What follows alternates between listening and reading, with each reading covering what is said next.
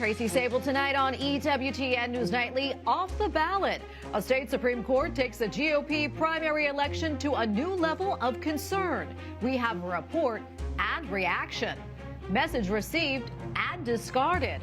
When the U.S. announced it was leading an international maritime task force to protect ships in the Red Sea, the Houthis vowed to keep attacking them.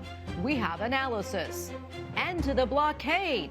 The Senate confirms top-ranking military officers after Senator Tuberville releases his hold on military nominations. What this means for the pro-life movement. And memories of Christmas. D.C. locals share their favorite moments from the holidays, old and new. These stories and more tonight. From EWTN, the Global Catholic Network, this is EWTN News Nightly. Thank you for being with us on the Feast of St. Dominic of Silos. Our top story tonight, reaction is pouring in today following a historic decision by the Colorado Supreme Court to take former President Donald Trump off the state's primary ballot. The unprecedented decision disqualifies Trump from holding the presidency under the Constitution's so-called insurrection clause. Section 3 of the Civil War-era 14th Amendment prohibits anyone who has previously taken an oath of office from holding public office if they, quote, engaged in insurrection or rebellion against the United States. The former president has not been charged explicitly with insurrection or rebellion in any of his criminal cases. Trump is expected to appeal the decision, likely setting up a showdown in the United States Supreme Court. And while Trump may be the frontrunner in the Republican primary election right now, even his GOP rivals criticize the ruling by the Colorado Supreme Court. I do not believe Donald Trump should be prevented from being president of the United States by any court.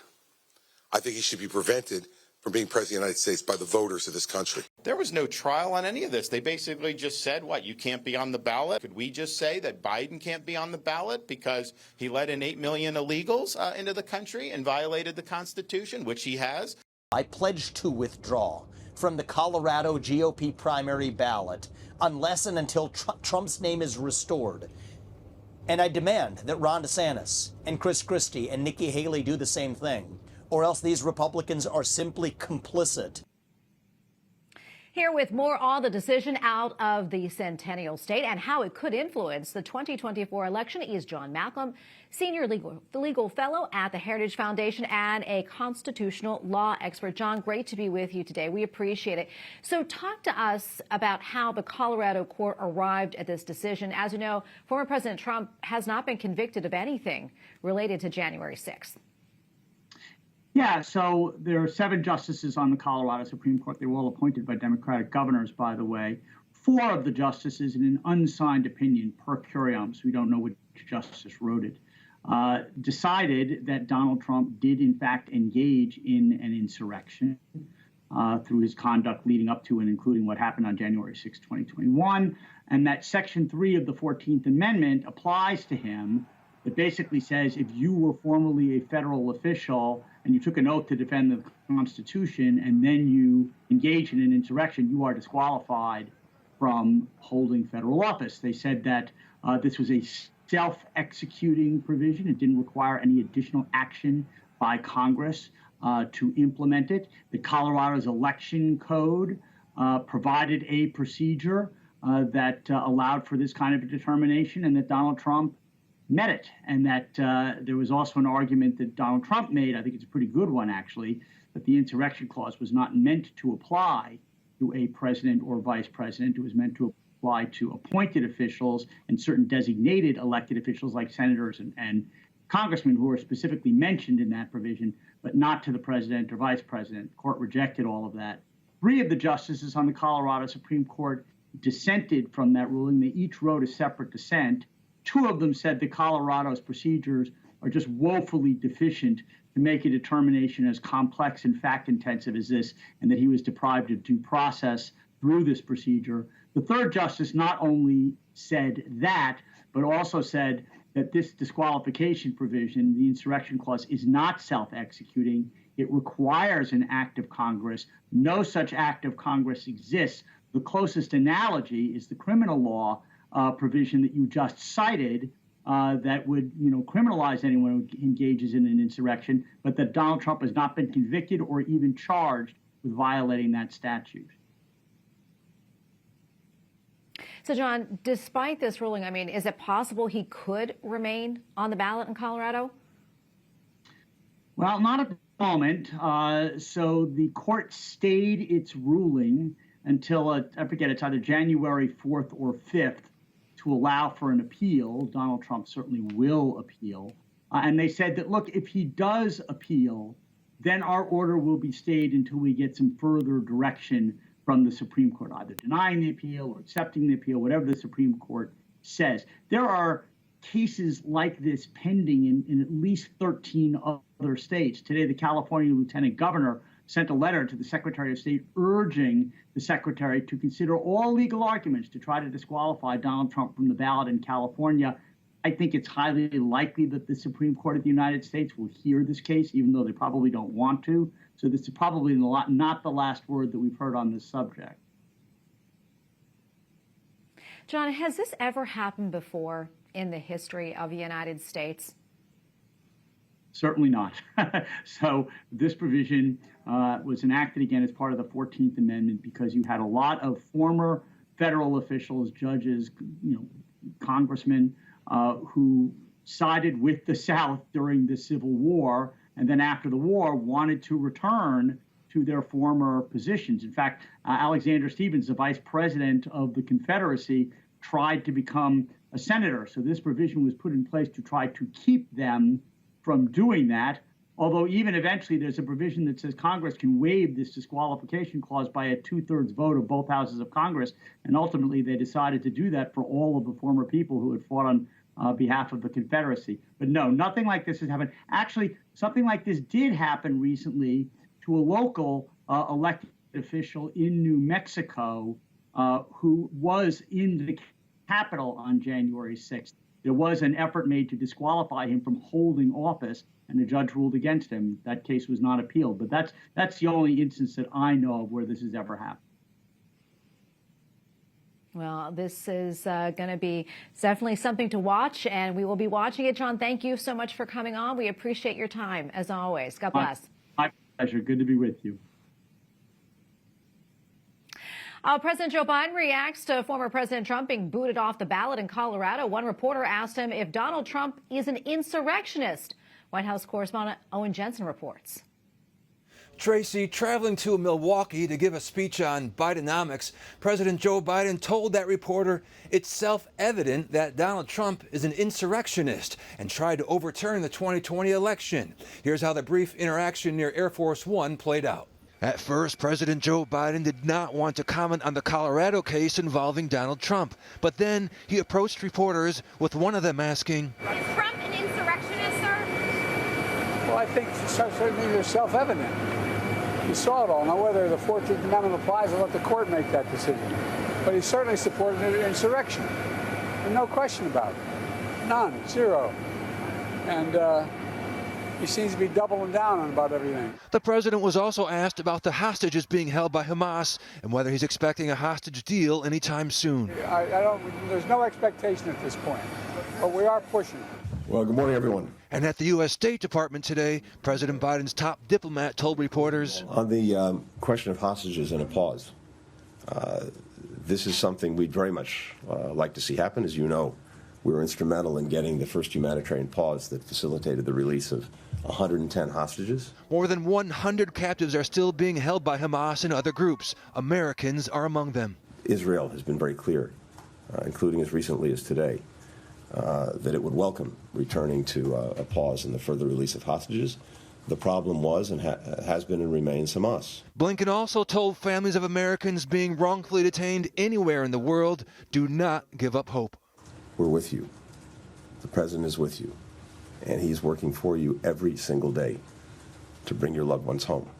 Also tonight, Hamas's top leader is in Cairo for talks on the war in Gaza. And whether a ceasefire happens and a hostage deal gets done, of course, remains to be seen. Israel is vowing to press ahead with its war against the terror group that invaded southern Israel in early October, killing 1,200 people and taking hundreds hostage.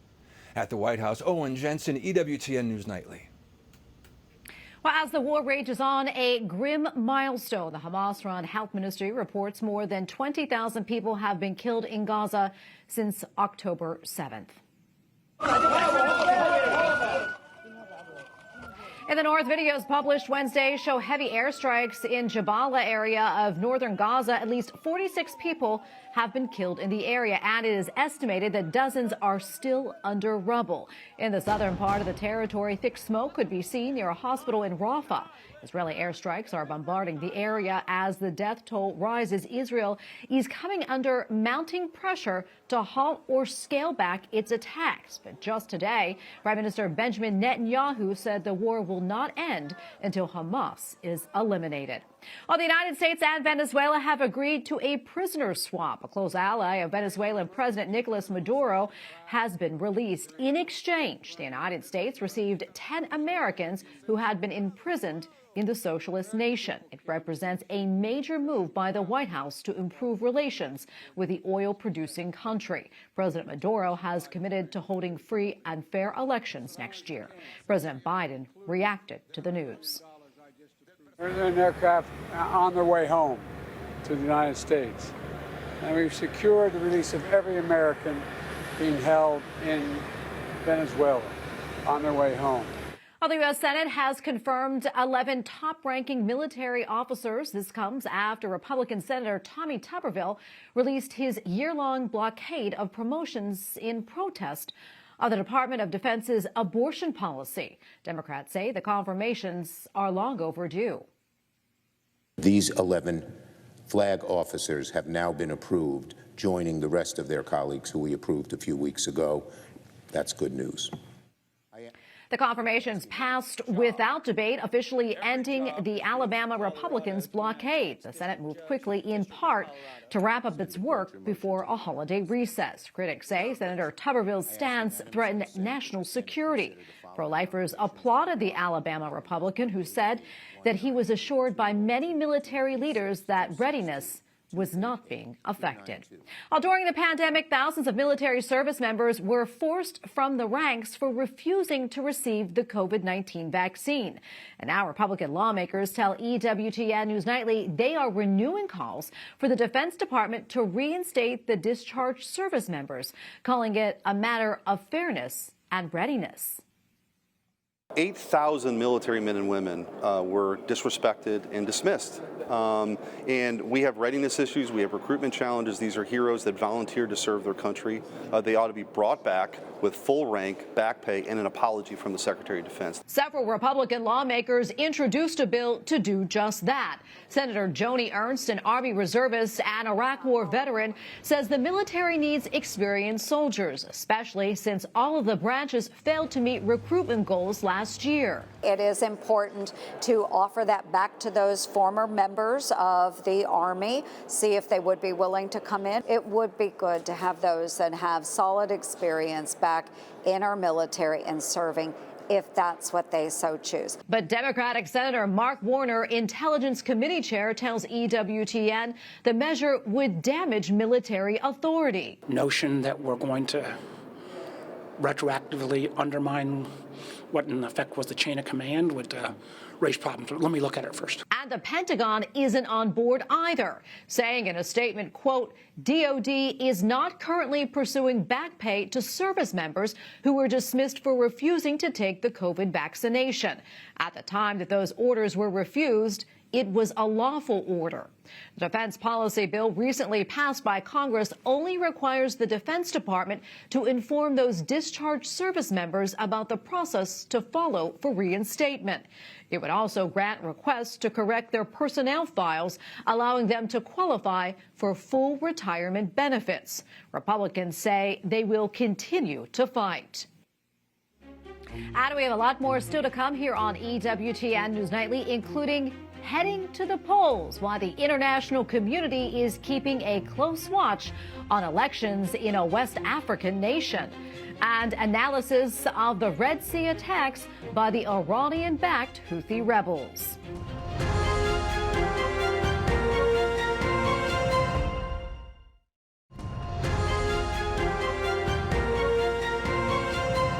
According to a new report, the leader of a church in China has been arrested. The man is an elder in a so-called house church, an informal place of worship not recognized by the communist government. A U.S.-based Christian rights group says this is part of a larger crackdown.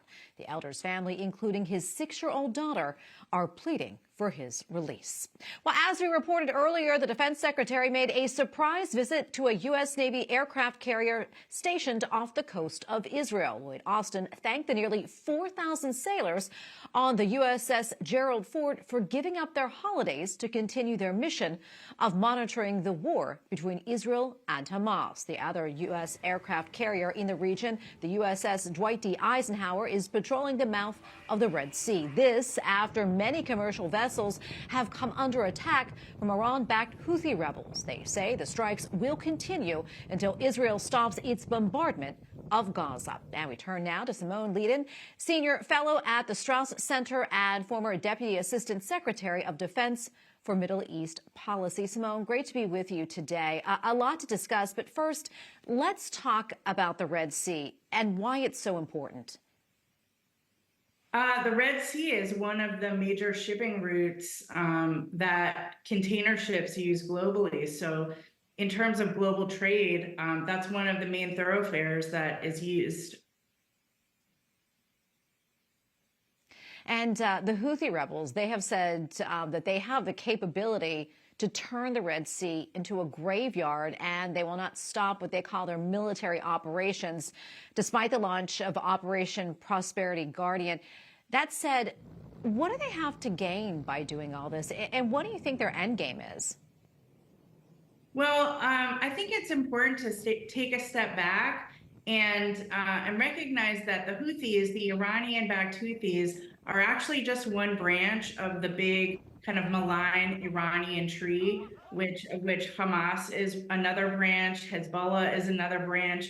This is all being directed by Iran. So I know a lot of people are looking at this like they're all separate issues, but it's actually, we're in the middle of one big escalating regional conflict. So I think it's important to note that, and I think that context helps to understand why the Houthis are doing this right now.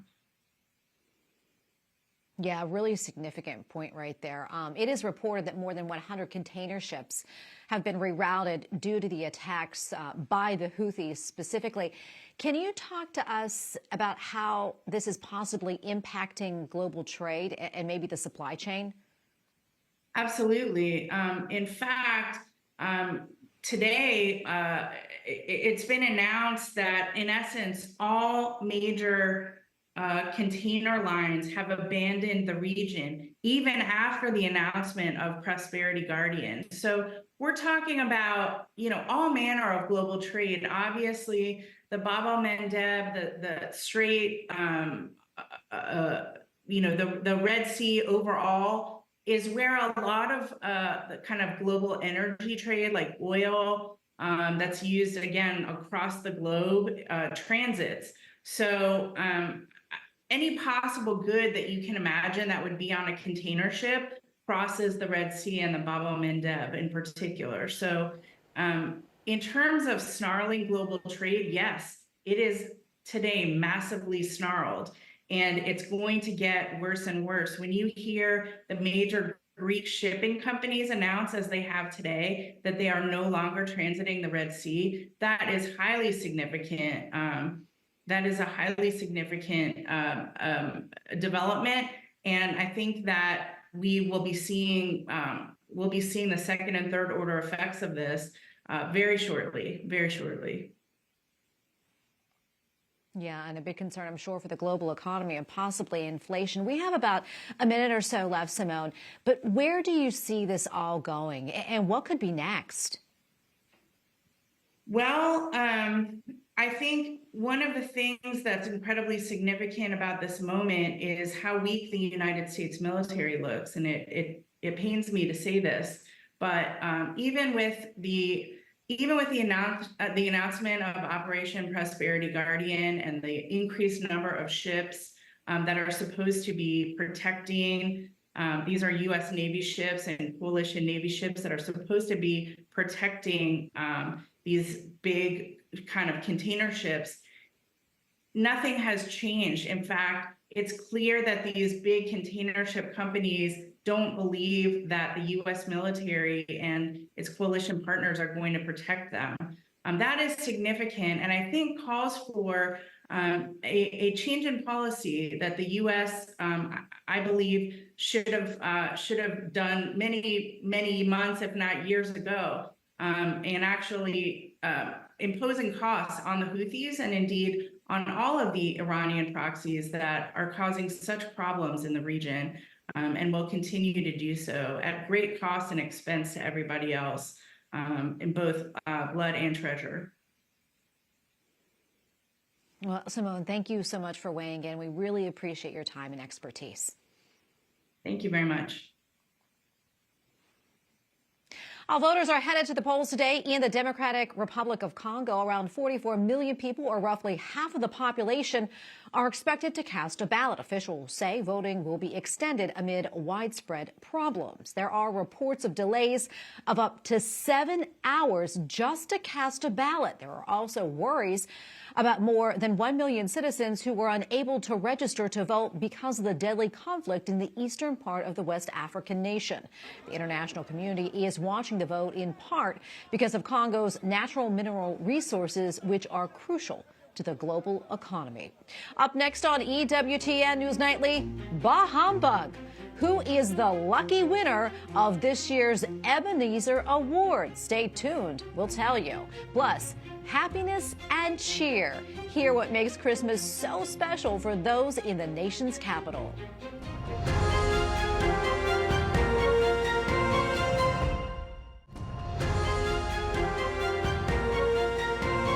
California Governor Gavin Newsom is drawing criticism for canceling the state's annual Christmas tree lighting festival. In addition, he also chose to skip a menorah lighting ceremony.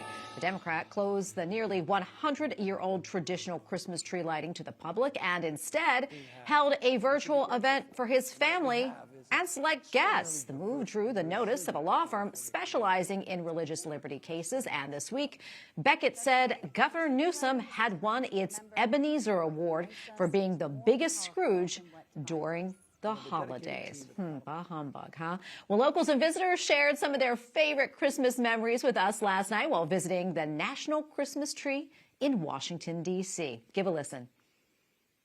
So my favorite Christmas memory is Christmas Eve with my family. We always just had opened our first present, which was always pajamas, and then read the Christmas story and sang Christmas songs before heading off to bed.